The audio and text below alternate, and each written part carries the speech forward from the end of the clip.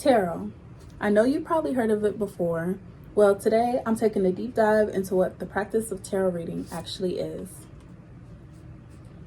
Let's begin with the history of tarot, where it originated from and how it became what it is today. According to the New York Met Museum, established in 1870, the present-day association of tarot with fortune-telling and the occult gained currency in the 19th century and has nothing to do with the medieval tarot cards. Tarot cards were originally an early Italy game, and during the transition between them being a game and then for them being spiritual practices, 22 cards were added into the deck, making it a total of 78 cards. These cards were called the Major Arcana.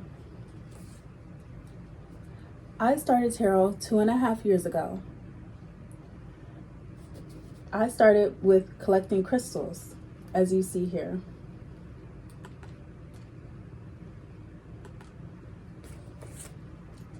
I actually have a few I wanted to show.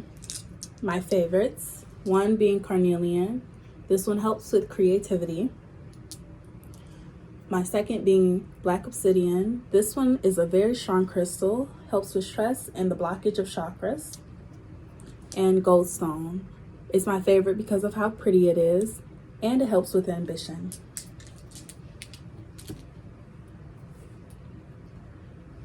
One way I practice tarot is by doing daily readings. Here's a reading by a TikToker named Lion's Heart Messenger. Think of a question you might want to have answered, and this deck will give you that answer, something that you need to know right away, a message that's been on your mind, and that is it. So the first one that came out was no need to worry. So there's something right now that's on your mind that you don't need to worry about, because the answer will come to you in a few weeks.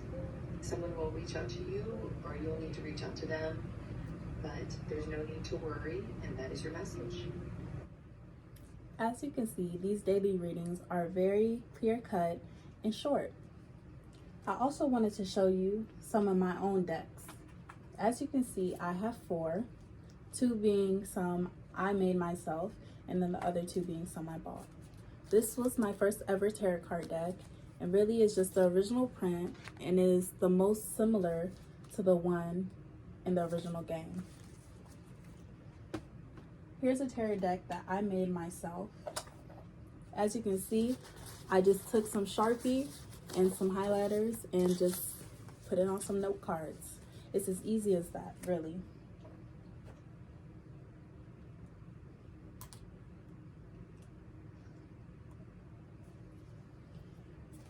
Now that you know where tarot originated from and ways it's used and how it can be incorporated in people's lives, let's go into how tarot specifically is meant to teach and encourage life lessons. One life lesson I learned from tarot is to be open-minded.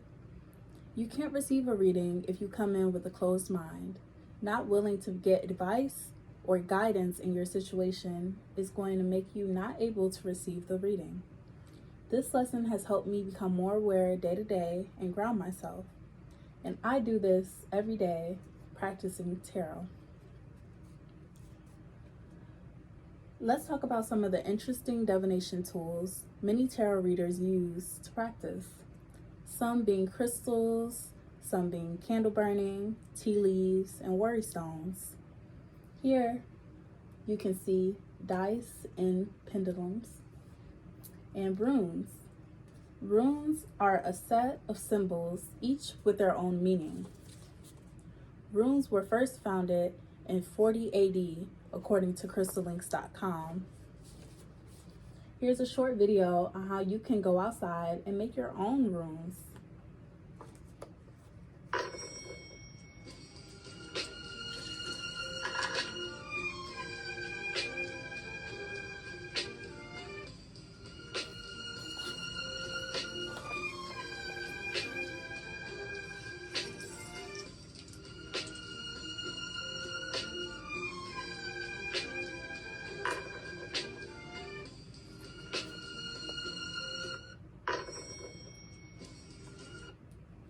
As you can see, it's really a simple process of just going outside, picking up the stones that call out to you, and putting runes onto them.